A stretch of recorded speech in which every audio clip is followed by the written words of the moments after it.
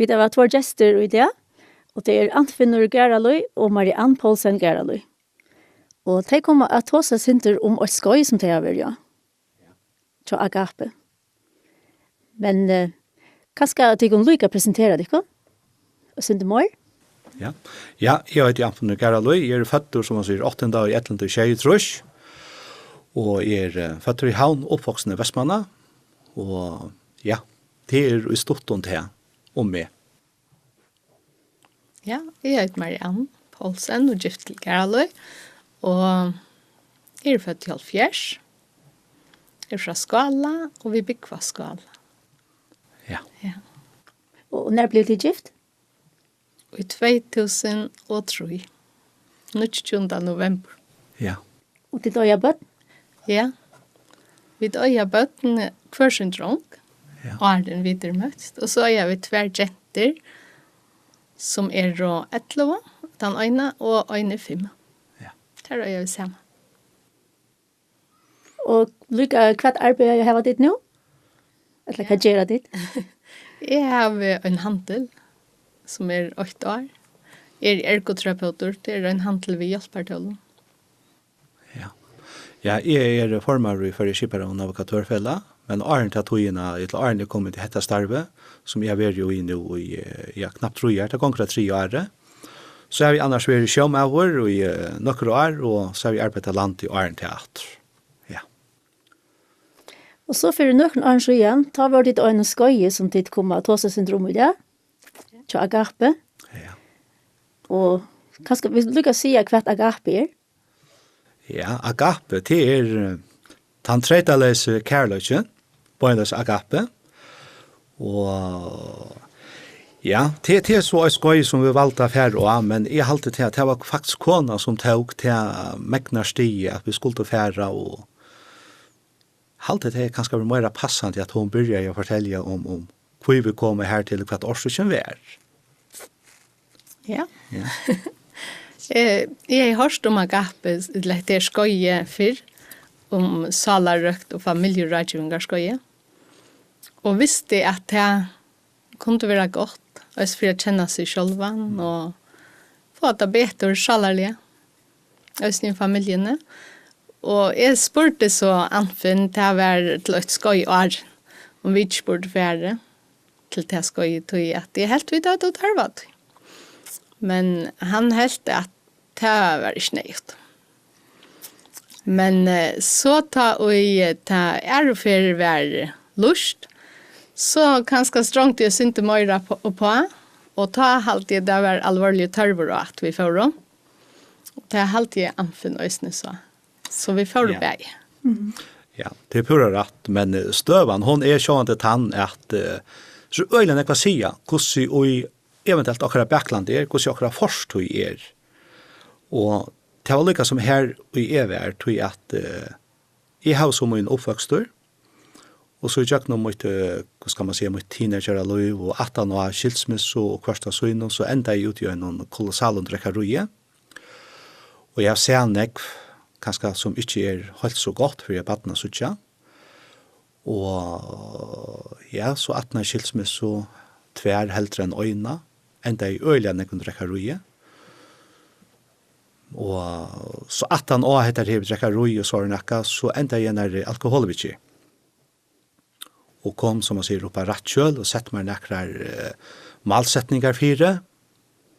Og jeg halte til at jeg øynastandande godt.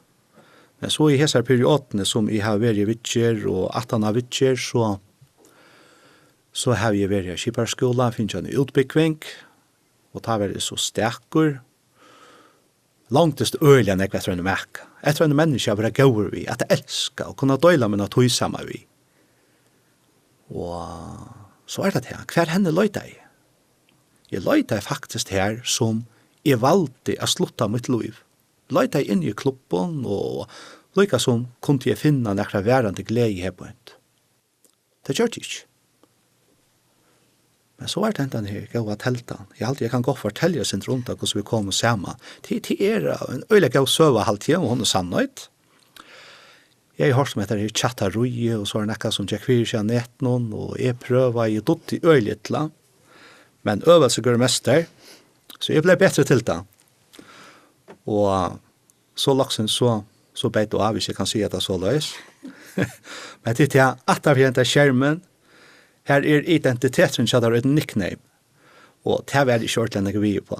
Så tar jeg lukket som kjente jo av, så forteller jeg på en vei hver jeg og spør jeg om hver er to. Men min livsøver, hun var nok så lenge, og så jeg spurte om jeg kunne få et telefonnummer. Og det fikk jeg så. Så vi ringte oss hjemme på en vei, pratet om nekk og lengt og lunsje, og det er så enda vi tog at vi sitter her i det, vi har gift flere år, og det er veldig helt fantastisk, ja. Men så er det her. Jeg vet ha en blind date. Det var veldig spennende. Og det er lykkes som er første kærløkken middelen tvei, ja. Man vi fotlare fer oppi at han vil gjøre seg i skoene. Ikke troplegger og kjølt om til nekvar avhengige klokker som sier fra at her øy man har stekket av og hoksa så vel om. Kanskje hun fikk konkurre avhengig, det kan hun svære fire. Men at han har seg her tøyene, og man får til gjøre seg i skutsen, ja, så kommer man ned og gjør natt. Og lever takt ved samfunnet, og man færre til at det og knäsar av en och ter och delar och ter fjäll. Som man säger, rujan mynta tällo. Allt är ju enkelt och tropläggar stinka sig upp och som Marianne säger att hon märste till att det var törvor och jag får inte hjälp. Tog jag heva färja bräck. Ta ordentliga bräcka under böjnen och här stod allt la färja tjåkon. Men jeg har kanskje en rettelig ekvistlig reaksjon, da hun sier om etter her agapeskøye, jeg helt har vært noe verre, vola pukken kom vi. Vi måtte til at vi tatt det finnes jo en hjerne og hoksa vi, og en tung, og sette år av vi, tåsa vi. Og hun græt og ytla lært. Men her det at forstøyen, oppvøkster og anna. Tja mer var det ikke så vanligt at ta som kjensler, og vise kjensler, det var slett ikke vanligt. Så jeg var han herre og han cool, og hun var han bleita og mjuka og milda og han som græt. Og så her var hun jo knapplega blivnet for motsetninger. Men Marianne, hun gav ikke opp såles. Nei. Det har nok alltid vært for motsetninger. Ja. Og da det gonger ytla, så merker man det ganske bedre enn da det gonger vi. Ja. Men jeg halte for det meste det godt, og jeg må fære seg bruntan på en sånn måte. Og det gjør det sin dynamikke. Oi. Men det var ordentlig godt at vi begge kunne tenke noe til skøy. Det var ordentlig godt. Ja. Og jeg var rævlig spent på det, og ja, jeg halte vi begge var spent. Vi fikk også så badnagento inn, ta vi förra sted. Onkel som kom hem till oss kunna vara med till ta att vi till lilla genterna eller till som 11 år i det. Vi får i 8 och skoj. Och så dronkren la sonen kommer. Han bor i Östnyheim. Han var Östny Little då eller yngre. Ja. Han är en nu. Så vi fick vattna gent och hem och så bärta till att vi kunde vara skoj. Ja. Så det var ju i vår nöcker vikeskifter. Där började vi nöckron dövon. Fylkjant dövon var det 4 eller 5 dagar ut i 8. Och så annars var det vikeskifter. I 8 vikeskifter. Ja. Ja. Och här blev en imisk evner tidsen fram. Ja. Som har varit verkligen gott att tidsen fram. Och han förnämner att det är grät och ett lätt. Ja. Men ja, det var vi gråter och kanske glömde mer känslorna än i mig själv. Hvis vi var kjett om akkurat og snakka ikke så nek om det, men var mer frialig. Og hvis vi var av, så får vi ganske rotta og janek. Jeg vet ikke om det kan ro janek, men det var for jeg får det ut på akkurat maten. Ja. Jeg husker i øyne om etter her røysene at ta Marianne græt. hon græt virkelig han, tog at ekteskap til stod til affæra. Og så tar hon nevner om dette her nasta skoje som skal være. Så sier jeg, ok, jeg skal prøve. Men jeg følte virkelig at jeg skulle ordentlig bøtja meg, skulle djeva meg, underdjeva meg, og nu skal jeg sløypast inn i tjokken baktet når øyn til æresten, jeg skal til en psykolog, og jeg skal ombrøytas totalt, og missa lika som styrir av meg sjálvuna. Hetta her var øylt om min nerver, helt øylet. Men jeg kunne lika sagt til øysni at ta vi var av øyne, altså, talande tøgn, 2, 3, 4 dager. Ikke snakk, ikke nakka. Man følte i ordentlig hos i avstanden, han ble bare langer. Skulle vi lykka som narskast atter, så dette her eimjuka, hver skal være fyrstur. Ta vi lett jokna sova. Man legger seg, slakker ljøs, og man lykka som vender endane med hver en øron, og boja kanskje til hin sier akkurst, og sånn man bare bostur, og egentlig det røye. Man vaknar opp at det så må røye. Altså, det blir så rævlig slytant for forhold, at man fer bare langer fra hver en øron, at det harst å vente og fære atter og by med en ombering. For dette her gonger ikke. Dette gonger til bøttene, tjåken, og de mest og da, og de totalt avskiltig. Men her det atter, det som jeg husker om, det at hvordan det bakland, hvordan det en oppvokst å være, hva det vanlig til å gjøre her. Her det vanlig til å bli omhilden, klemmaver, og kan ikke ordentlig si at jeg har fyllt så øyne for min liv. Men jeg har haft det godt hjemme, det er alltid så, det er alltid. Men drøysene gos man tar vi finko til jentene, selv om bøttene velkommen, og vi dingstokken ordentlig gjerne. Døtrene som nå et år. Men da vi bøttene kommer inn i forhold, det krever sukt. ja. Det teker du på, det matar, kanskje kondisjer og anfyll lykka stor oppmerksomhet. Og selv om det ikke er gos det 2-3 år, så krever jeg det nok snakk. Ja. Og det mest du vet øystene.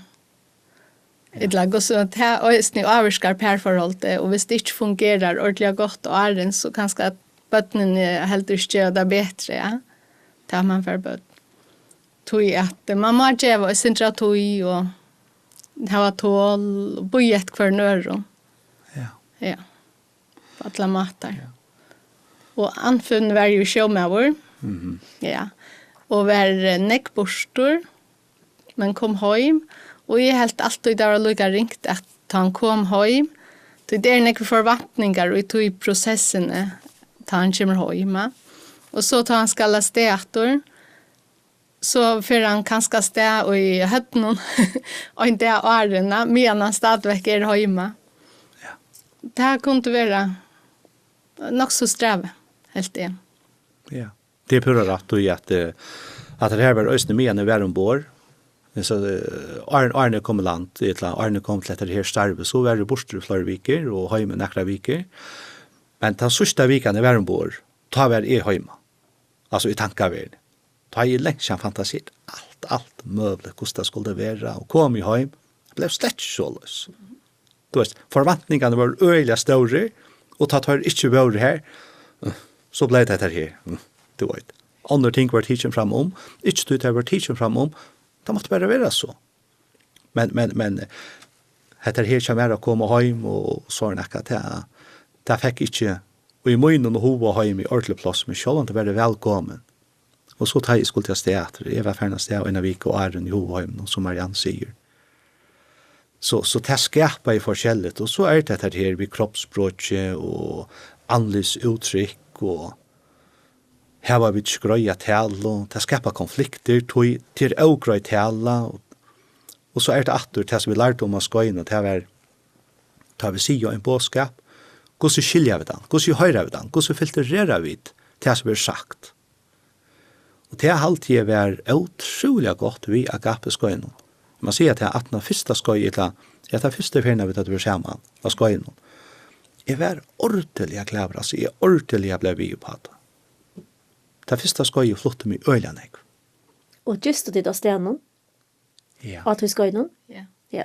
Så det var att ta 4-5 dagar bara tippa i borster. Ja, det var nästa vecka. Ja. Och lärde forskjelligt undervisning. Ja. Minns du nøkkelen av kvett det var om? Ja, jeg minnes godt at arbeidet øyne ikke blir lite, tekna av, ta følte jeg kanskje som om, ok, heter her hører til en badnager, men alt leie. Og det var lukka som å sitte liter av løyve tjatt her, hvordan det var, altså beie vi oppvøkstre, hvordan det var vi trikkløyka, og de alle litene skulle symbolisere et eller annet. Brukte du nekva liter av øynene, det betyr 8, og nekva liter av en øren, det betyr et annet. Ut fra tog kunne man lese forskjellig av. Hvordan det han som underviste dere? Ja. Kan si at tog ver ble sånn mer skjønnlig, eller så. Ja, Og en det ble papir. helt pura sikkert just. Og jeg husker i øyne at han togjen tar degene vi hadde oss sammen. Her er fokuset vi er okkom beie. Bøttene hadde det trygt og godt hjemme. Du vet at du kjøpte okkom, som man sier, en bøttene kjente for tar degene. Det var ordentlig godt altså. Og da kunne jeg også føle at dette hadde vi virkelig bruk for, hvis det skulle være noen livleie. Ja. Så jeg var ordentlig spent til neste fyr, men det var ikke neste skøye, da kunne jeg ikke være vi på grunn av at jeg var 80 år borståret, men alle henne skøyene kunne jeg så være vi til. Ja.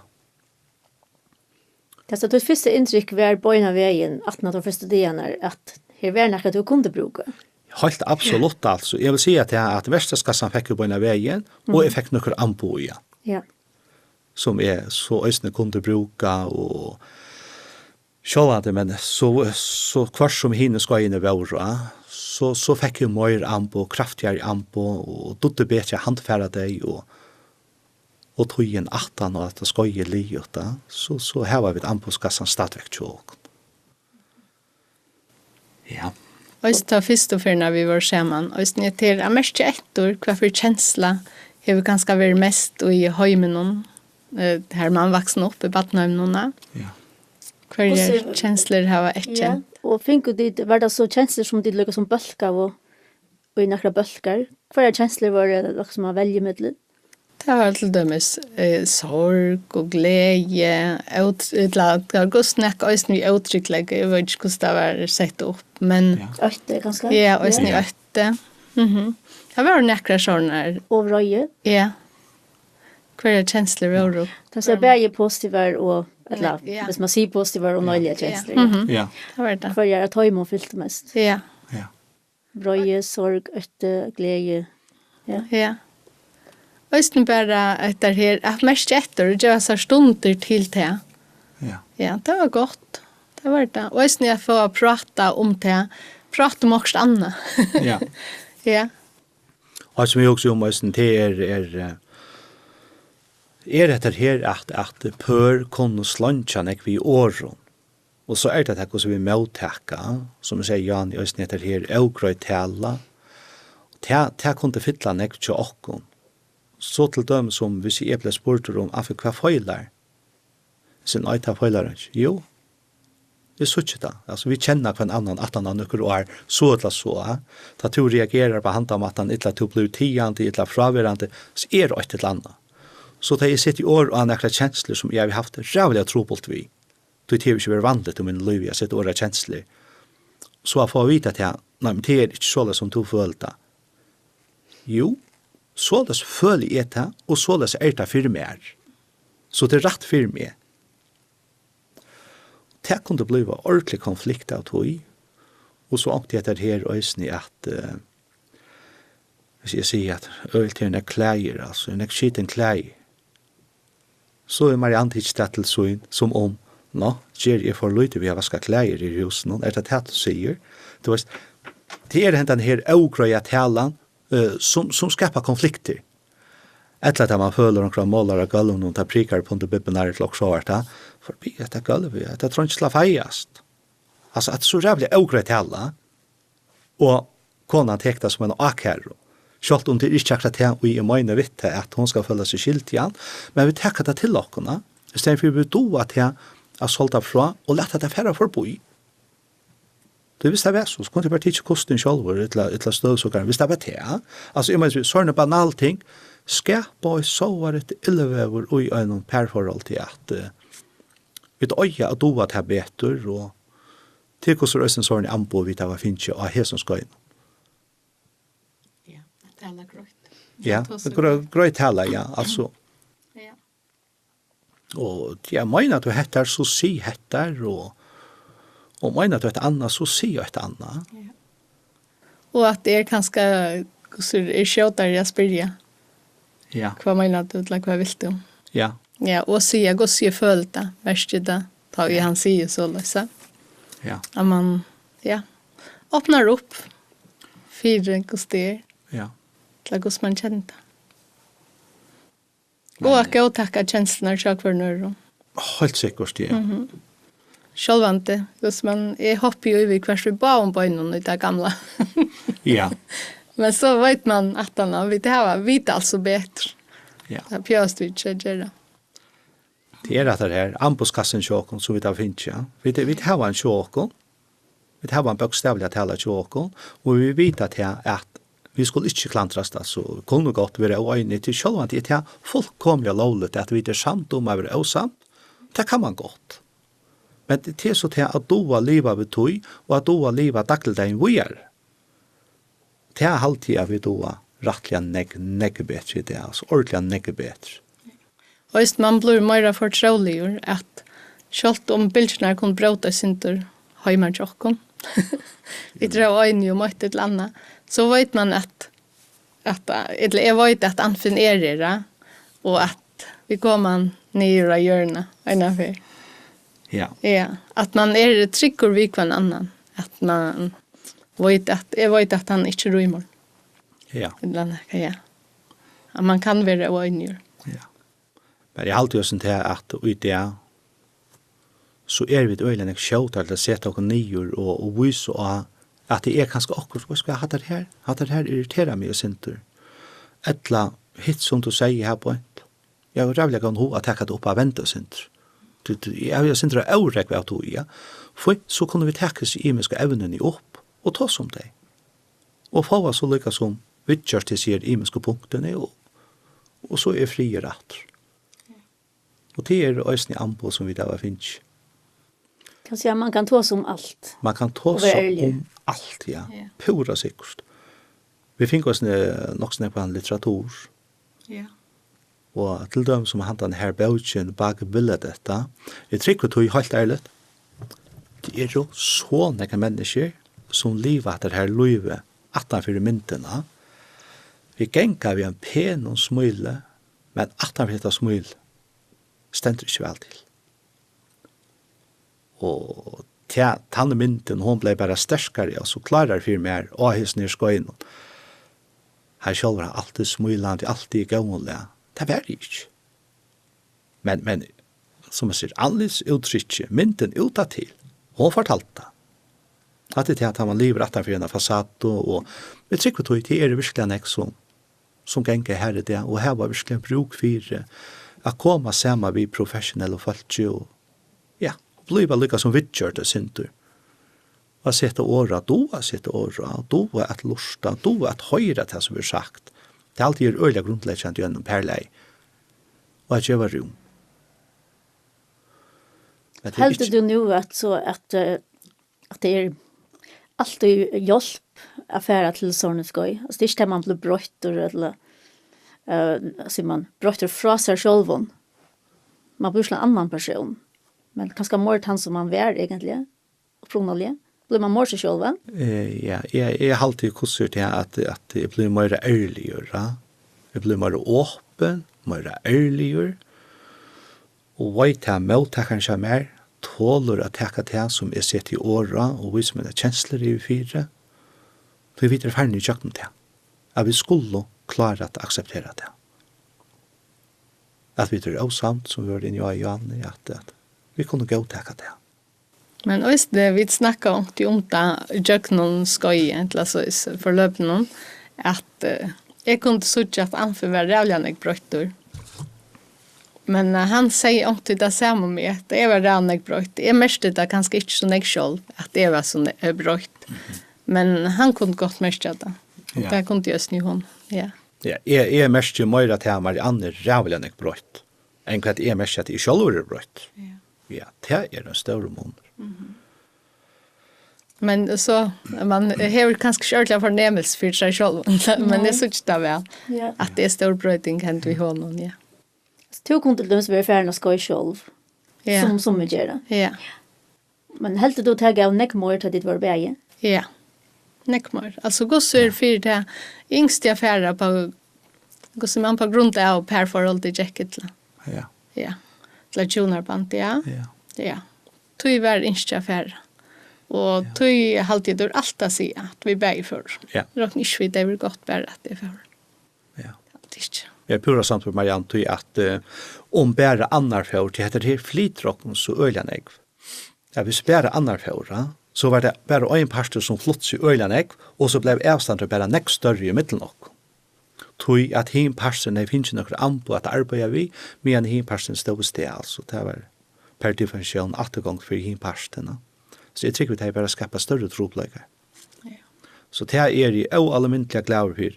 Vi har ofta sagt att det som ska ju kosta det är bäst utgivna pengar så vi det har utgivet av våra lomma det är en investering för livstid. Det kostar nämligen sin tur man gister och äter och för undervisning. Ja. Ja. Helt säkert vi betalt och allt det var 35 000 för och bäge. Men det var så trots allt i var det första månader. Ja.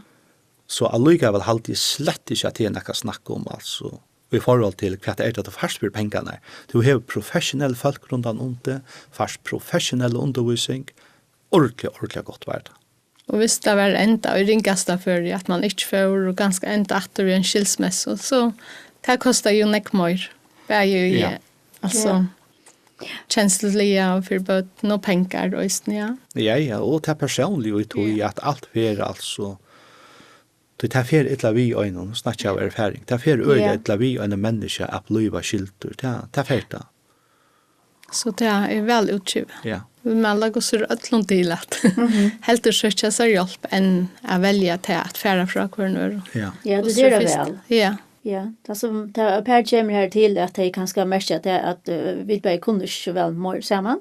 Ja. Så kan man välja skulle vi ge vad ser eller skulle vi arbeta på att kunna så man komma tattare efter. Ja. Och ett motiv för att inte få Hanna skoj det var att det skulle komma tattare. Ja. Det var då helt säkert. Ja. Ja. Och det är just då att vi där kom lägga tattare och förtroligheten betor. Ja. Det blir ordentligt gott för jag. Och för öll. Ja. Östne, ja, för bötterna. Och i halt i östne till här att som man säger att vi bägge kunde stola kvar en öron och i blomstra. Eller så är det bästa för kvar en annan. Ja. Det gör nekva orsko till Anna östne utanför familjerna. Och det är ordentligt gott. Ja, jag halt det ordentligt gott.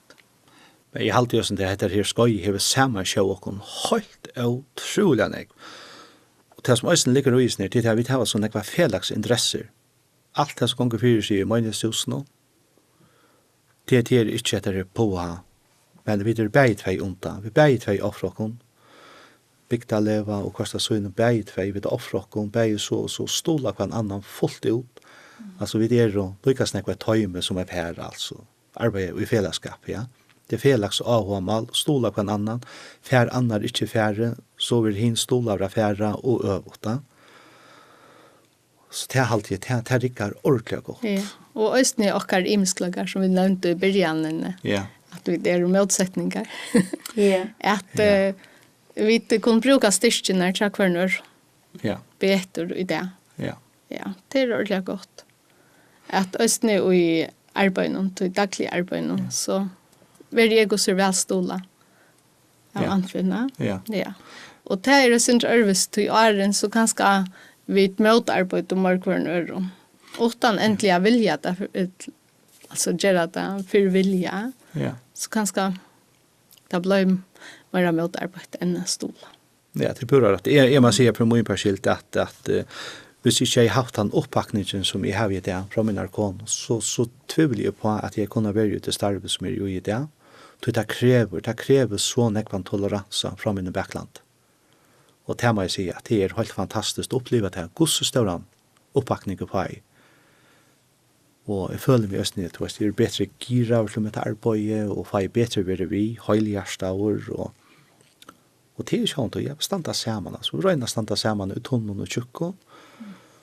Men sånn sitter her, så hender også vi først at man er avsamtur og født, det har vi lov til å være. Ja. Men alt som ja. Men alt som alltid øyelig viktig, og som vi bruker negv, hadde yngsta brukt av møyr, til at det her til antallige, til at lese sammen, bya sammen, og vi og felaks om til antallige. Det er sånn til alt for mega kurser for okken. Som man sier, at vi har verstaskassan, som man sier, som en stav, og at vi har det antallige som hinstaven, og hvordan vi ikke kombinerer disse her tingene, så alt ganger opp igjen hakri øynt. Også gjørs ni om at da vi tar som forsktøy, så har vi det så en svartan skrellepåse. Og också om heter det ta ena ferien att ta över till Klaksvik vid det och efterfyljan ska i Klaksvik och komma sen. Så det här om skriftarmal. Det känner vi då för att skrifta och så näka. Det är bara slett ju vanligt att skrifta det är som man gör det för. Men ta bort man just mer av näck mer. Och så säger Marianne tar vi skulle till detta skriftarmal så vad ska Nu stand jeg av. Skriftarmal har vi ikke bruk for to voit her som du skalt vid. Her kommer fasaden atter fram atter. Alle som bor nok atter fyr. Det vil de ikke fortelle. Men til resten svarte påse, skrellepåse, til bunt i øyelig velfyre, til aller høyst privat. Det skal ungen ha innlitt i. Hoksa i. Men som Marianne, hun sier, Anfinn, skriva det opp til en av tog, altså, du bestemmer selv hva du tåser om, og så atter her, jeg fikk hun uttale meg, altså positivt, da. Ok, så ferdig. Det var en mye kjent. Det var ordentlig en mye kjent. Fint, så nå var jeg et hørn, og jeg var ned til lukkeren. Vi fikk altså en hatt opp inn i et rom, og her var altså, jeg minnes at det var dobbelt og hår der. Så sitter jeg her og skulle prate, han legger seg på Bibelen av båret, og så sitter jeg her i rækveren ør. Nå var det at skal jeg være ærligere, eller skal jeg vise en fasad. Og det enda av tog at det er ikke lykke som i myndatelle, hentet svarte påsen til meg, begynner jeg å løse opp. Han leser noen gavskriftsstø ur Solomon. Og jeg er så nere i en påse. Lett meg bare få kjørst opp nå. Og det var ting som jeg ikke visste jo. Det var det som var så rævlig mye. Og det er ting som jeg og i munnen ho og hjemme bare var dem, og ikke noen andre. Det var bare til og til dere? Ja. Og det var bare jeg som visste hva jeg la og jeg som påse han. Og jeg tar ikke så at håndene ned og som man sier, det er bare i armer og alt og i. Og så började jag sätta åra och fortälja några ting. Och det här får längt för att bo i vad jag har vilja för. Och här ända av tog att jag sitter två vuxna män och tutbröla. Om några ting kommer. Följt i ordentligt att det är att nu slapp jag av i nacka. Och han slutade så vid några skrivstövnakter och en bön. Og det kom en sånn innere nei av meg, og en ordentlig innere nei. Jeg skulle ha fætre Marianne, og det skulle være bønne ved. Jeg bruker for å slippe å snakke ved henne. Så nå har jeg fortalt dette her for en teologi, ved en skriftarmalle. Kona kommer, hun skulle vite dette her. Jeg får så fætre Marianne, og kommer så hjem nå. Så sier vi henne til Marianne, jeg bruker for å ta seg ut. Jeg hadde vi skulle fære opp i kammer. Og vi kom oss opp i kammeret, og jeg nei, det er ikke om henne. Så sier jeg, gå av Marianne, nu forteller jeg der nekka. Men du må lova meg til, bruka til aldren møte meg. Og han sier, hvordan jeg og øyne vi kunne bliva? Bruka det ikke møte meg. Det er trikk vi til kan fettla. Og det er hun gir meg lyft om, og så forteller jeg fyrir igjen. Og dette er nekka som jeg skammer meg i, ordentlig skammer meg i det. Her slapp jeg av det. Og i det er jeg 100% samført om til ønsken som kan komme mer altså at han vil rytjen og fortelle meg annekka som hun ikke vet frem an undan. Og det har vi det utrolig godt vi. Jeg er ordentlig glad for det. Jeg er som en åpen lysenbok i for henne. Det er jeg glad for. Og vi ikke har haft diskusjoner så igjen, jo, det har vi haft. Men omkant heter det vi opp jeg vet. Omkant. Det er jeg glad for, og jeg er stolt av min kone at hun virer til. Vi er jo så imisk, og er det kanskje selv til å komme vid Briksla Roi, hvis du også om 4 Korint. Hva er kærløgjen? Kærløgjen han Brikslar ikke. Ber ikke øvun, han ber ikke nag, blæser ikke opp. Så ordentlig godt. Så det er jeg takknemlig for. Ja. Hatt var så sindru skriftarmal, som var en part av skojen. Det lærte du av skojen og sikkert et uttrykk til at det hjelper å fortelle okkurst. På en eller annen måte så ber man på okkur som en knut eller en byrå, og så tar man jo sakta, så er man blant tømter på en måte. Ja. Jeg opplevde det akkurat så les. Og for meg har det vært utrolig godt. Men i takle det noen, altså nå i takle det noen, så opplever jeg ofte at jeg tar i tåse ved folk. Jeg pleier å ha firelesere om alkoholisme og sånn ekka. Pleier å vite raståner. Jeg har vært æresten i Østene. Her øyne folk kommer til meg at han åter og takker for det. Og så sier jeg etter det, utrolig til å stå åpen. Sannløgjen setter det i frihet. Det er alltid et stort svær. Og det er viktig. Viktig at vi er åpen og ærlig og ja. Talte du å være åpen til en styrke? Ja, det er det. Helt sikkert. Helt sikkert er det en styrke. Jeg velger hvordan det er å være åpen. Jeg får det bedre i alt. Det er her litt gøy med på et kvart, altså. Jeg alltid legger en byrå om man har det da. Og det er omgående godt. Hva er det gjør at man går med det? Er det til at man kanskje også altså, dette må ungen videre, eller jeg kan ikke være ordentlig? Ja, det er kanskje også en tog at somme ting er kanskje ikke skite, ikke tåle dagsens ljøs. Men det er så det er, men jeg skjønner at ta i halte firelestrere, så lykkes som leser jeg alltid publikum i av. Jeg får nok så kjøtt peiler meg inn og hva kan jeg tåse om, hva kan jeg ikke tåse om. Så lærte jeg akkurat parster litt at min underbevissthet, hun sier, hva skal, ikke tåse matter, ikke hebøynt. Her er kanskje mennesker som du skal så til så føle at fortrolig. At tåse vi mennesker forskjellet. Ja. Men også det til sitt år, nå husker jeg om perforholdet. Ja. Ikke om brød det av. Nei. Men det er at åren kanskje være spennende for å sitte år av alt. Det er tankt at han vil du bruke at du møter meg. Ja. Ja. Men her i sjølvante og i perforholden alltid, så øyet det er at han får troligheten at man kan fortelle alt uten at det skal brukes med drøyne. Ja. Og det altså at man så prøver hva det man har misset vi å fortelle mekkene det som man ikke har sitt år. Ja. Men det er godt. Det er lært i Guds røysene og skøyne at ja, tar det til sitt år. Ja. Men det halvt jeg som øyne var øyelig alvorlig evner. Det var nekva alvorlige evner. De fleste øtler er alvorlige, men så er det hvordan alvorlige vi takker det til dere. Och det är också det här att oj en perla, ja, och tjant, man kommer inte utan om att man har sex ösne. Och ta ska man verkligen vara förtrolig vid hver annan. Hvis det skal være godt. Det skal nemlig ikke gjøre ilta. Og det krever øyne kvalitet. Og her hadde vi nemlig en sexologer hver øyne skøyne underviste.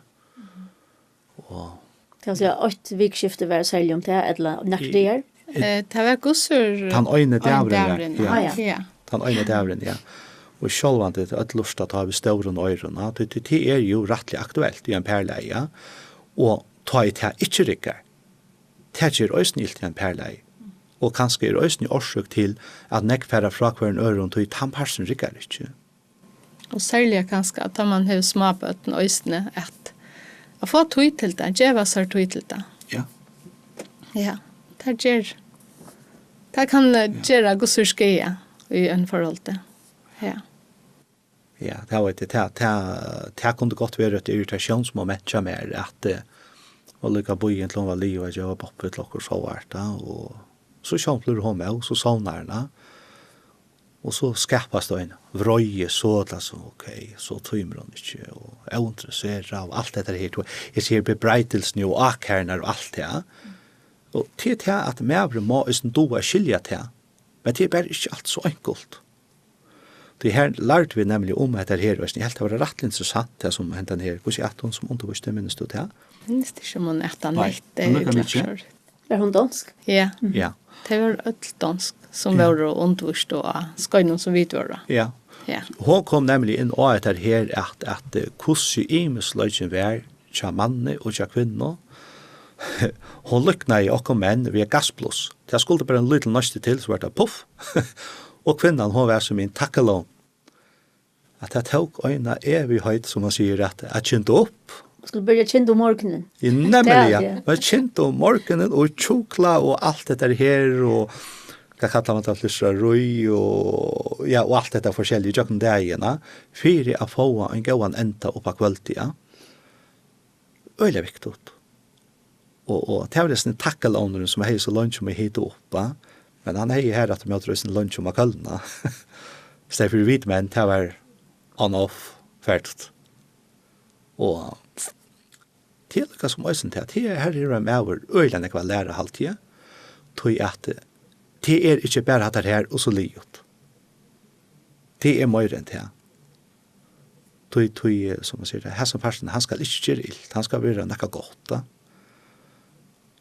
Og til at han får troligheten, å kunne ta så opp i ærligt om, dette godt, dette her til optimala, eller skulle vi arbeide mer vi har som hvordan gjør vi, til bøker å lese, jeg leser omkring bøk om det øysene, det var i øyelig glavepyrer, og alt det var godt. At man får mer vitan til at halte og tryggve og void, ofta det som vi gjør til det, med hikken ekva neten og etter forskjellige sorgen, og det er så konstant å oppreklamere, og hever ikke vi verlegane gjøre. At hatt det her var det som vi så her, og det øyre var det så, til såles var det her. Det er ikke vi verlegane gjøre. Men det var også godt at få snakka, og det var jeg vil snakka om det at koman og færan tar i for med våre. Ja. Det var ganske også det som var forvantningen. Men så er det en øyne som sier at man kunne godt offra seg synder, selv om man kanskje har trøtter og møver, men for å få daglig ena gloja og for å kanskje få en bedre början, tar man ikke med sammen, at man gjør seg stunder til det, om man ikke er opplagt, at man ångter gjør det, også. Altså, det var nok så godt, at man gjør en god business. Ja. Det säger jag nämligen, ja. Konan, hon har kanske en lista över ötles imenska tingene som skulle görast, men hon glömde listan. Och så är det make a good business. Så det här är ju steg, så heter mannen köta listan. Och så var allt ordnat från allt sätt. Han följde att han var välbehandlad när han var kommit hem. Och det kunde vara sådana kvar, skifta ut per och ett forskjellige saker. Slå av gräsplen. Kvart nu det är. Ja. Men Men det var gosser øysene tå som det evne, og det er helt det var godt. Altså, det er øysene veldig godt for dere. ja. Och det att man inte bara man kan ju inte veta hur så hin alltså tar man alltså en kona kan inte veta akkurat hur så mer skulle säga man och omvänt. Nej. Man vet kanske man lär sig inte vad höra hur ser det generellt. Ja. Ja. Ja, det är sant. Men så sjön det är ingen akkurat lika som Nej. som en annan. Nej, vi är ju imiska individer och vi har imiska tarver och som är mer och som är minne och kunna lätta sig nöja vid minne och Men øysene det er fortroligheten at hon växer, ja. at man så kan ta seg mer åpe sammen. Ja. Øysene om det. Ja. Men det är alltid detta skoj har lärt oss att betrossa öliga åpe. Ja. Helt otroligt åpe om allt alltså. Det så man lär nek om kommunikation. Ja. Det gör man. Kommunikera säger man. Ja. Det är det allt för mega. Og ha lusta. Ja. Ja. Ja. Jag lusta och att du var höra det som är sagt. Ja. Och inte den här filtreringen till jag var som om. Jag sa akkarna som tar blöjva. Jo, det är öliga viktigt. Men det står öjna färgerna. Ta fick vi ett ordentligt, som man säger. Ta stod vi dock att pröva. Det är det här att ta det djävul löjvet till ett. Ta till som förälder djävul bötten tjattar löjvet till ett. Så øyet og så at jeg kan avbyrde av og fylkes ned opp. Og jeg minnes det sett stovene vi har en lærer i oppgave. Og Anvur, hun var lytel. Hun så finnes jo sjokoladepette fra mamma sinne. Og sjån jeg på det svanser røysene. Hun kommer så klærende på sofna. I vet til min. Og begynner så å ruspa meg, som man sier, i hjørnen, at jeg er nekvar. Jeg røst meg bare opp, at det er stittløyt, færre i til Marianne, sier helt ærlig, setter du meg på prøve her på, og hun rasser ut. Ta følt jeg nå er freiest av tida. Ordentlig. Og så lykkes som da den her brøyen var hesse avkjønne, så færre i til Marianne, sier Marianne, det var halvtid til vi skulle færre an på skassa, og tekka, lykka som, hentan her blujant. Og det var spenningar i luften, det var helt sikkert. Nå får jeg sitte åra, hva det var for kjensler i hei. Og hon visste så er hon av lusta, og det er ikke lov til å brøte av. Så vi brukte bokstavliga til manuskript. Jeg sitter så åra nekra kjensler, og hon tok så oppater om det var ventot, for jeg sikrer okkom, at det er rettskilt. Det er så øyla viktigt. Fint. Hon er skilt til det som jeg har sagt. Så har hon blyanten og elorst etter. Og så, ja, så har vi møttet hos båskapen kjøene. Ja. Så det som hon er skilt til. Vi gjør det bokstavlig under røyn. Ja, det gjør du ikke. Ja, vi vet om det ikke er. Ja. Og det er ikke jeg. Og det er ikke er, ja. Ja. Først når kanskje vi tatt og eller gossur jeg kan svære for meg selv at jeg har lagret nok sånn ekv opp på åren. Ja. Jeg ble wow. Ja. Så det var nok sånn ekv øyne som jeg skulle fortelle Anfinn. Ja. Så jeg fikk øyne luft for munnen. Ja. Og han kunne vite om han er skilt der rett. Ja. Ja, og så skiftet vi om vi pennene, hvordan atter og fram. Ja. Ja. Og i det halte jeg selv at så er det skjøtere, eller at det går mye ikke sånn ekv. Ja. Jeg skjøter jeg sier fra. Ja. Og som gjør det, og sin latter i daglig inn. Men i akkurat hesene her føren, Ja. så er det han den her eimukjan, eimukt. Bare antekker om meg, så sier han, Affen, takk for at du tøkst initiativet. Det er først et anerkennelse, ja. Det var først noe pluss på en eller såløs, at vi tog, at det tog stiget til, la oss nå prøve etter her, ja, om at det virkelig er så, ja. Og det var så. Det var ordentlig godt. Og så var, som man sier, alt godt atter. Ja. Og til jeg halte til tanne vei man skal, i stedet for jeg kastet over ron og komme ved bebreidelse. Marianne nevner hun er lagt opp. Følt er lagt opp. Til gjør opp, altså. Og et som dumt, det har vi alltid dumt vel, og dumt stadvekt her til at vi kunne sette oss nye i køtjen. Det har vi altså tvei man sover køtjen. Det som elsker, det ta i bøtten i ferdig sång, ta det frir. At vi kunne sette oss nye, vi bøyner noen opp etter, halte i hånden av hver nøren, hitje på hver annan. Hvordan gjør det av den være, og det nekka vi ta å tås om, til jeg vil ikke tås om svart inn i kammeren. Jeg tror ikke tås om frustrasjoner inn i kammeren. Ja. Lett å kunne ordne alt dette her arvefær kammer, som man hever slatt på oss. Ja. Og stunden har vi tøytelt da, men åktis har vi ikke tøytelt da. Altså, det lykka som vi som møyen velter seg og svarer nekka. Ja. Men det er alltid viktig. Men ja, men østene og skøy nå kanskje kom jeg til det, at vi kanskje lærte østene mer å gå til at det er ikke alltid lykke. Ja. At vi først så elsker ikke anfinn. Så jeg skal ikke si at jeg elsker det ganske om morgenen, men at man velger at jo, hette det er en østene jokkenbaune. Ja. At man godtykker det, at alle det er slik. At vi først kan irritere store kjett om akkurat, utan at det er utverden. Ja. Men at man vet det, at man har hver annan allikevel, og at vi går vi hver annan selv om det er så løse. Ja. Så kjenner man det djupt inn i allikevel. Ja. Jeg tror vi just til så la så vidt oppleva det. Det er øyelig viktig at vi føler etter. Hvordan den til til oss. Og til Marianne også sagt oss, når vi tar jeg har sagt, Marianne, jeg føler akkurat som om at et eller annet, så sier hun tvattland, det hever ikke på seg, det bor ikke så djupt.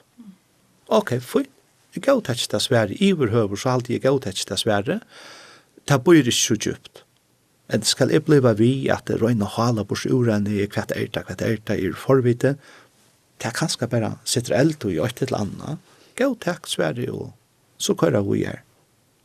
De sier at det bor så djupt, det bor ikke så djupt, og så velger jeg trykk hva vi. Ja, man kan, jeg kan være åpen om det her. Ja. At akkurat det så heter det kanskje det beste at man bor i en samhandler. Ja. Men at det er det. Ja. Og det spørs Marianne. Jeg vet ikke, og det har spørs det Sindre Rånes, men hun tog vel å svære etter. Og det har spørs han sier, jeg skal til å ligge nekvenn. Så svære jeg til vel. Mer til tøyer. Det var til. Og det er kanskje virkelig så løs at men videre går på en annan, altså oansett, og til at det bjørs alltid være etter spruttende forelskelse som det var, og i fyrstene tar man møttes, og alt var om for det, og så er det i skutsen og svart. Ja. Det er mer til tøyer enn til tøyer, og ja. Men nu er det kanskje mer at man er tryggur heller, ja. Ja. Men det er også etter her å liva daglig livet, og satt og søvma, at vi virer hver annan, har respekt for hver en årene, at vi tåser virkelig. Det har vært øyne hva sier. Og også til vi akkurat bøttene, altså sjående bøttene kunne godt høre til han videre og øyne, men man skal også røyne skanne det. Det kan jo gjøre noe vi tar i øyne, ja. Øyne viktig. Men at han har skøy i østene, så har alltid østene vi da rundt og lagt i bøttene, jeg røyner å ta om alt, og østene kunne si alt vi åker. Ja, at det er åpen. Og ja. Vi tar også en lærste nek om etter her om grenser, hva i ønskene har løyve til, og hva man ikke skal løyve av i menneskens læ, og så er det at det er øyelig bevisst om hva er privat, og så gjør jeg. Ja. Vi røyner å takke i mest opp. Og jeg snakker vi til om, selv om kanskje man kunne snakke mer, men ja. Så det er også lære at man kan snakke om alt. Ja. Ja. Som passer til alderen. Ja. Det var stringt. Ja. Og den eldre døtteren, hun tog seg hvordan jeg vi Marianne om forskjellet, og som er mer mittlen damer. Så här blir pappa helt när sin tur hen, men det är så allt läge, ja. Ja. Ja. Det är alltid fina stort. Ja. Ja. Viktigt bara att de får sett år. Ja, men det är det. Sikkert, ja. Det är det. Ja. Och det skojar det något som man kan ta in. Ja, det är det. Jag sitter själv i nämnden i Agape. Jag räknar kom i nämnden i Agape. Och I förrjun? Ja. Den förska nämnden, ja. Ja, den förska nämnden, ja. Och vi fyra skoj nu som ska börja i, det är allra helst först i oktober. Och det är över 8 ferier. Och atlan är det här vad det kommer som i Ronavik. Så det här var ordentligt spännande och vi har haft flera fonder och röjna få några ting på plats och att det här var forskarundervisare. Vi menar att vi det var knalldyktiga forskarundervisare som vi skulle göra bruk av. Så tror jag inte grund för att inflytta undervisare till det samma. Nej. Men det är det samma skojet så det samma Ja. Det är det samma konceptet, ja. Det är det. som även nu. Ja. Ja. Ja, det är det och i en aller mest möjliga mån. Och efter här kunde vi gossila. Jag kan gossa så störst anbefalla till att det borde öll äkta perfekt till.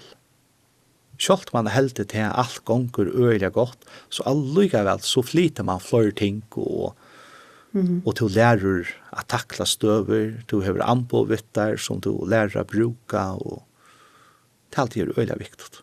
Det tjonarleg, det är ju dyrabart, det är fantastiskt, det är helt fantastiskt att det gånger ordentligt gott och Sverige för mig till kostar det som jag finns på sjurt. Jag tänkte nämligen att Siv Marianne ta jag skulle eventuellt en sån överskrift vara till oss så vart då. Vävren till den nya tjonarleg till dömes alltså det är alltid affärer så skoj. Halt vi det rättligt samt om att om vi inte hade varit färdigt lätt att skoj så att vi så inte sitter här. Nej, det var inte skit. Nej, det är jag rättligt säker på. Om det Sverige för mig själv. Ja, Ja. det är snyggt för mig. Så, det ser gott. Ja. Helt sikkert. Helt avgjort är det. Kan störst, som man säger, anbefallas. Ja. Ja. Så man lærer om forskjellige evner. Til det var døms nevnt kommunikasjon, og så lærer man kanskje och vikskift är mest om röje ganska. Ja, röje, ja, det är så ett och känslor. Bägesarta känslor och goda känslor. Samskiftet är en så rävliga stora parter av det. Samskiftet som inte fungerar, det är ja, det är bara dömt kolda till en förhåll. Hvis det var vanligt samskift. Så att du har gröja taler och så blir man så rymligare till ändan eller så helt rumar man också så nu tjuna fälla men också öron människor bättre. Ja, helt sikkert. Helt sikkert. Ja. Og sånn at man ser til at ens egne mat pjøst ikke være at han ratte. At hinner også ratter. ja. Ja. Altså det ja. Imens kan man det liv nå. At man åpner, jeg har alltid også man rymligere for jeg skiljer andre mennesker at Ja. og skal de ha kanskje helt ikke alltid den beste dagen. Ta man møte dem og ja. Så jag tycker Marianne kan möjra svära fyri om jag har flott med av hästen och östnån. Det är ju hon som lever samman med mig dag till den och jag kan nog bättre säga om Marianne hur länge hon har flott sig. Ja. Och jag håller Marianne flott sig öjlan ägg. Ja. Men jag också just nu med det här att det är bra rymligare. Och i mina roller ta jag blir lever som skipare i skolan så är vi stilt nek som övermäver. Stilt jag något hus och större mäver och så stilt nek var som skipare. Så tar det till en löjare utbyggning och tog över ordre. Och så ofta att jag kommer hem. Vet jag, nu ska hetta geras då. Och så kom pojkefingret fram Marianne. Affen, det är ombord och skipare. Här har jag mig där vi bär. Så ja, okej, det är så nakom det och du vet jag har att ta skipare-rollerna in i hus, ja. Ja. Jag var en skipare förväg. Ja. Hatt är nämligen att ja. Hon klarar sig för inte 2 månader eller vad det är. Akkurat. Säger jag vad koner. Ja. Och så kom jag hem och kollade väl till allt och höjla. Vad ända tar vi? Så att ja, det är det. Jag kollar väl till allt det som hon har byggt upp och tillägga så läste hon och samma. Det går så gott att man kan snacka upp med en annan. Ja, ja. Jag just en större förståelse för hur det är än vad jag har tagit till en större mån. Och till lyckas som här att to flitet är så allmäntligen och en sån skoj att to lärer till att ge öronplås. Det är inte att det make it simple, make it my way. Nej. Så vi är ju nämligen två, ja. Men öste och jag minns kusser öste att anfyndan kom hem. Alltså så han fortalt kanske också där han brukt skoj öste bor. Samma manninga och jag öste brukta så man brukar det kanske obevusst öste tar man ner till arbete och öste i familjen. Som kan göra näka gott. Ja. För det som man runt om. Jag har upplevt det att män som jag silt samman vi har ringt till mig tar vi då kommer hem. Alltså det är väl grator och Anna tar över chatter, nya kartor och hava bruk för hava en som bara lustar. Jag behöver inte komma med någon gång rav, bara att jag är här lust. Och så får man heter här vita att det öliga går att ta sig vid, du är så öppen, du är så ärlig och du är så allmäntlig och det att det är så inte in till nästan att möta nästa tog här handestatura att du då till att du först nyer att du först upp att du alltid tar sig in till inte helt det vill oma för en annan. Att det alltid är öliga viktigt att vi då märka poinnerna till hinnorna. Jag har också lycknat till vi att vi känner min uppväxt till en forstöj och färnköken kriser av imenskonsliga, kjeliga kriser och vittjer och allt det. Jag har ofta lycknat av vi att det är stora runta båre som hever öliga nekva stålar och så kunde vi se till imensk höjter av dessa stålarna. Halt jag sitter ju i rävliga nekva att ta hem stålen. Så tar jag sitter här om detta samma runda bår, samma vid en öron. Så har jag sitter i ösnet till stålen här som hint personer sitter. Så vet nog klunta vad han føler, kan ta sig vi och det är bara inte ett som kunde det. Men det lär man.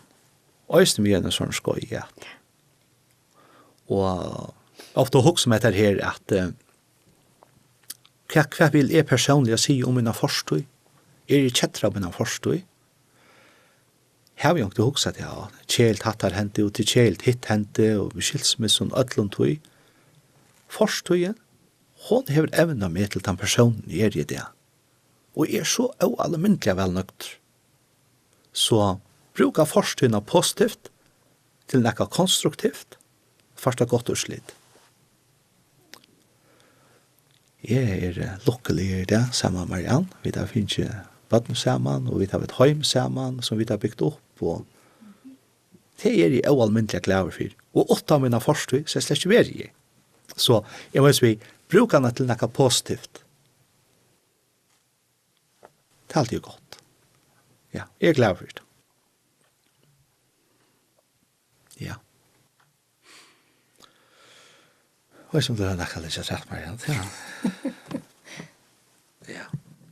Men da man så veldig elsker året som tar for Per, man sier en item. Det är akkurat som en avint eller så. Ja. Akkurat. Ja, en item. Ja. Och det är vi. Ja. Helt säkert. Halt vi det är öliga när vi fela om. Ja. Allt det har jag tjock. Det är rätt. Tar vi bäget tant har vi för vaska och lägga kläder samman och allt sånt. Ett har vi dåliga uppgifter i allt det alltså. Men det kräver att bäget två arbetar ute och vi tar där playbutton vi tar skolabutton eller skolabutton och där playbutton och det kräver det är barnagarsbutton ja. Men det kräver öliga en samarbete. Ja, samskifte i ordan och samarbete i ordan och ja. Men stadverk i halta vi har last alla myntliga när vi även här och ja, alla möjliga vad ska in. Ja, helt säkert. Ja. Og hvis det onker som fer ensamadler og skoj, det så onkel det här i matchen som kan komma vi och skoja lika väl. Ja, det var det tjockon. Här har alltid det var tvärfyr. Ja, det har varit att trutja fyr. Ja, gossfurt tvärfyr. Ja. Kanske trutja. Det måste ta öjna fyrn, eller ta öjna kvöld. Ta hade vi det så mappfolka kvöld här i lotakkarna, tar manliga lotakkarna skojna, och så tar manliga mäckarna, som inte var lotakkarna. Jag vet att alla var samman, så hade vi forskjelligt gnacksk att äta och prata samman om vävor och vind och allt möjligt. Så manlig prat. Det var ordentligt gott. Ja. Ja. Visst det också med show med eller också som Ja. fair vi så kan man få också ett hållskoj vi. Ja. Hvis kona melder sig och så kan han komma vid till Ja. Heserberg eller Ja. tre. Ja. Men är tryck stadväkt ja. Nu tås jag bara ut från att så vidare uppleva det. I allt är allmänt viktigt hvis man är per att bäge två färra till så bäge flitas ju fel att han rätta väg. Ja. Ja. Det är hit. Jag ska inte som man säger något helt om det men jag håller bara hit är bättre. Ja, alltid Det är bättre. att bäge färra det är Det är inte så att man kommer att bli enda väntor och utlöra sig för alla hinnorna ska i någon eller något sånt.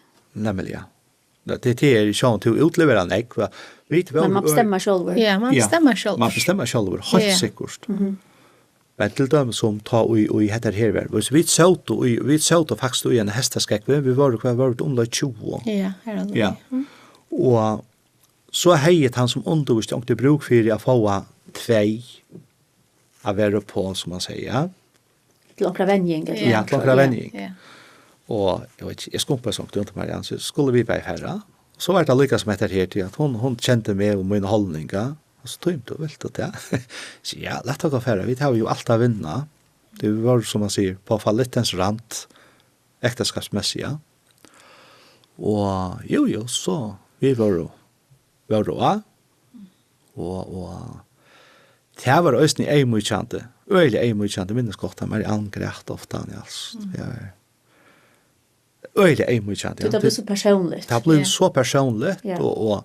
och så onkunt så var det utfört tog att han som undervisste han kunde gott spyrja in till och få vita hver henne knutre var til okkona. Men det behövdes ikke. Det visste vi själv. Så vi tog det här även uppa. Du valgte själv att ta ett ämne som var aktuellt chatikkorna. Ja. Och det kunde valt inte görs det, men Ja, så jag bara spurt in till och funnit det out. ja. Det gör han ösning och från öron för och Ja. det rikka är helt fantastiskt alltså. Så jag blev som så ordentligt biten out och kom lätt att bara färra och Ja. Vi får som mest på sjur. Ja. ja, och är rättliga säkra tog att jag halt stadväck där vi fick mest på sjur. Vi var då rättliga ofta ni och alls. Ja. Du meldte också alltid till. Ja. Men ja, men det kom ösning för att det är som så det här alltså anför Marianne kunde inte färra till tåras väl. Ja. Och finna grej så får vi det alltså. Vi fick och näcka på sig urt och Ja. Det gör man. ja, alltså bäge som man säger mentalt och allt alltså. Och det är det som vi har gjort och öliga väl. Ja. Ja. Jag minns gott att det är ofta sagt att hvis du ska välja bröjda näka så ska du aktivera de här känslorna som hör till. Och det Absolut. tog det blir så svarbart. Ja. Ja. Det att akkurat då ju men känslan är aktivare att man kan föra in och modellera det sent. Ja. Det passar ja. Ja. Men det är harst. Det är öliga harst men det ger gott och men jag har alltid ösning att jag vill alltid älska så tojen att ha varit som ska in. Det var tojen. Bøttene var i trygg og rammon, heima vid hus. Vi hadde en vaksna jento som tog seg av bøttene. Nå kunne vi ha etøy. Og jeg mynd meg dette her, at vi som foreldre, vi skulle alltid djeva og djeva, være klar. Okkur ma køyre ui tja okkur. Og så var det dette her, at vi kunne ha et vikeskifte for okkur sjálv, ja. Det var ikke hos om, og det var bare okkur sjálv.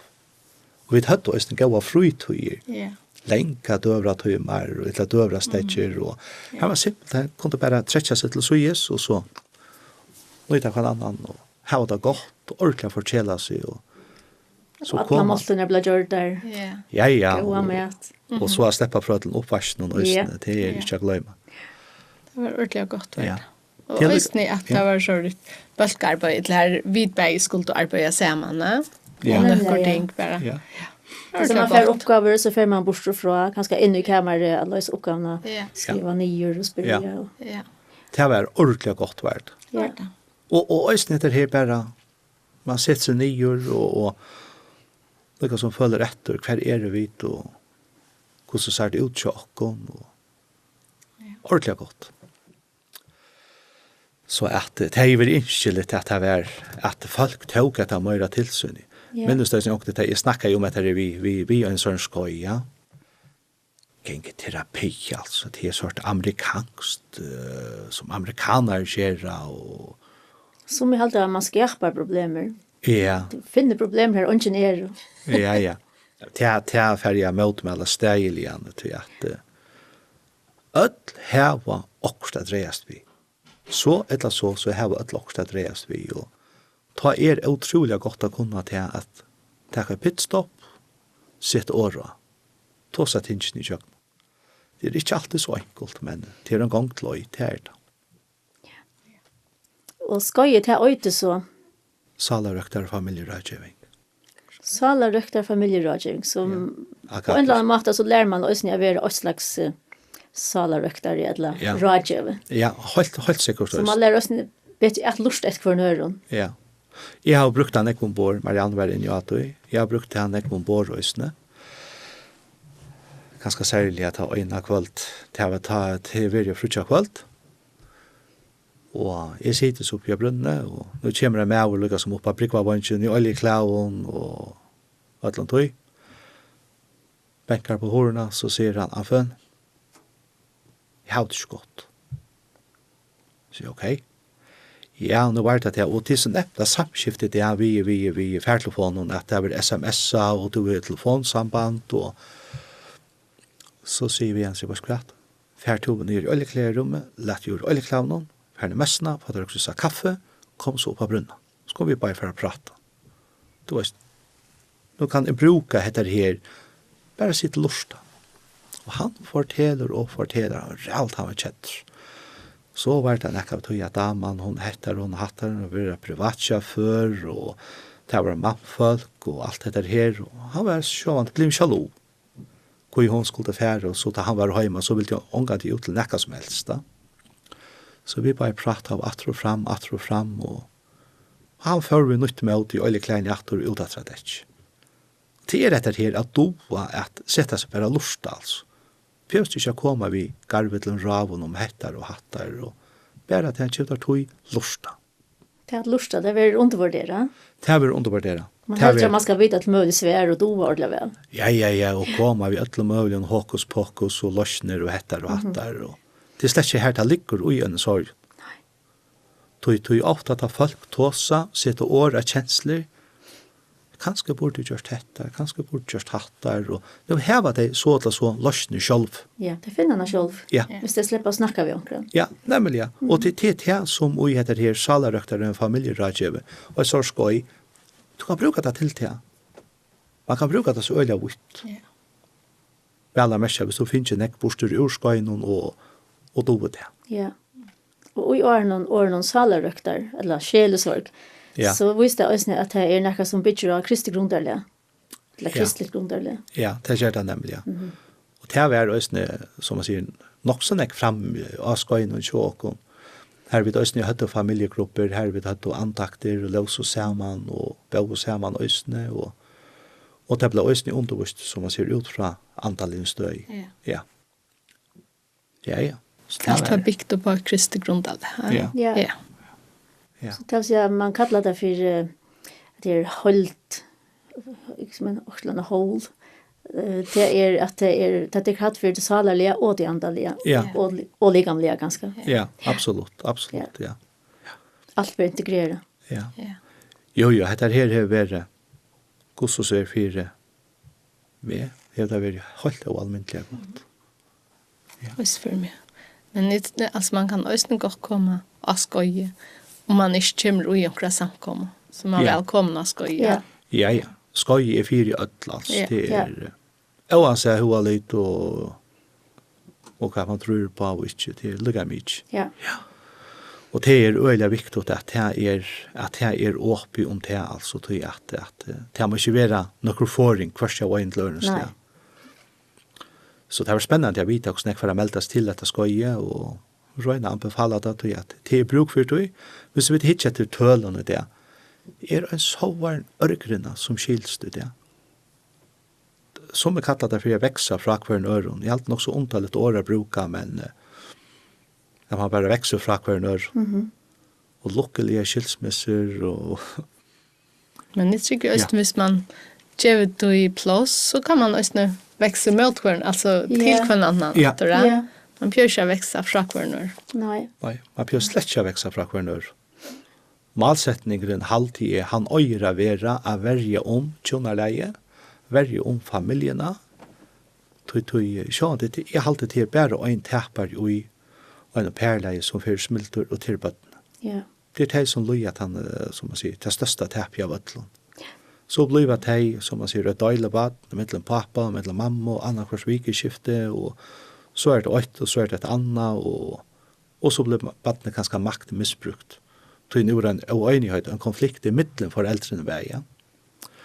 Men vi att vi kommer spärra vattnet för en och spärra samhället för en vi är färre så skoj.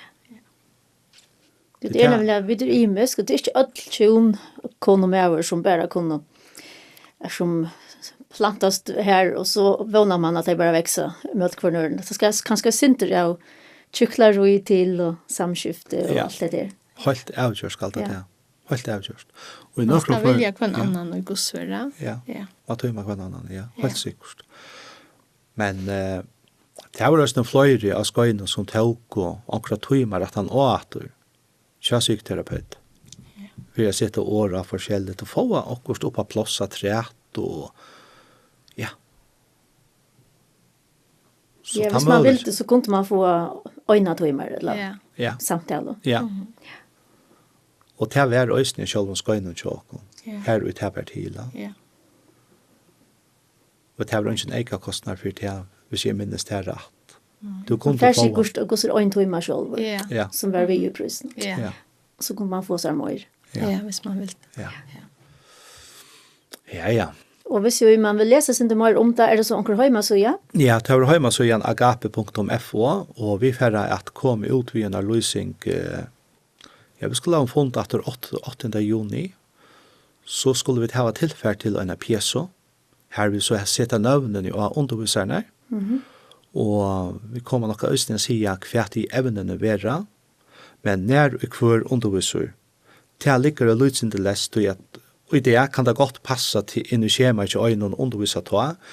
Men så att det kommer här till så blir det till tog försvall kommer så till att man kan skifta sin i mitten. Till att vi det kan vara möjligt. Men här blir det inte gå runt och så helt säkert. Det här kommer att höra närjum. Och omlöj ett vikskift i månaden. Ja, omlöj ett vikskift i månaden, ja.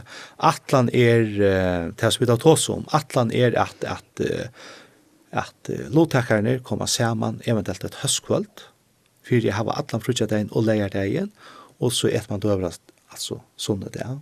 Okej. Ja. Till lyckas som för jag får sin till bostadjora.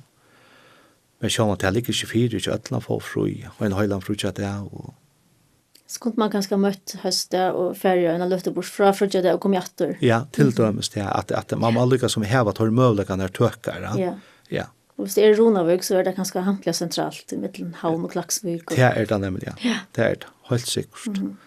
Och ösen till att Ronavik borde vara gott plats och känna sig med dåligt och här är det goda faciliteter. Och i halte som jag skilta prisen är helt goda. Så läsa öll kunna komma. Och man kan ösen teckna sig till det önstöck skojen. Alltså om folk har hotla teckna sig till allt förlöpet så är det välkommen till det. Men det heter så kanske hotla höra helt vidare undervis i Hässon eller Bjärsto Petersen. Hon kommer ösen undervisa. Har man hotla vidare till det undervisningarna så kan man köpa sig plats till det. Så att det är alltid ordentligt gott att man kan. Hvis man mäter det man bruk för att höra om röje, om sorg, så kan det teckna det till tandpast. Så vi Det som teknar sig till allt så här det kanske möjligt att snabbt betala och i outdriven. Ja, det här var vi också varit inne i och det här var aktuellt så och alltså är vi kunde ta vid vår till skoj, ja, att man kunde lite lotäckar kunde outdreja det i vår heter till öjna och är, ja. Ja. Ja. Alltså det vill säga vi börjar i oktober till det som är Atlanten. Och så är det oktober, så november, december. Ja. Jag har alltid varit in i maj, juneman, här alloj. Ja. Så att vi hoppas att det blir stor undertøkka. Det är så mycket. Det är rätt aktuellt och gott och en god investering. Ja. Helt säkert. Så det är inslätt. Ja. Så Marianne Poulsen, Geraløy og Antvinner Geraløy, tusen takk for at du kom og fortelle fra Skoje og Agape. Ja, og takk for muligheten. Ja, takk for det. Ja. Vi kunne være vi her det. Ja, først.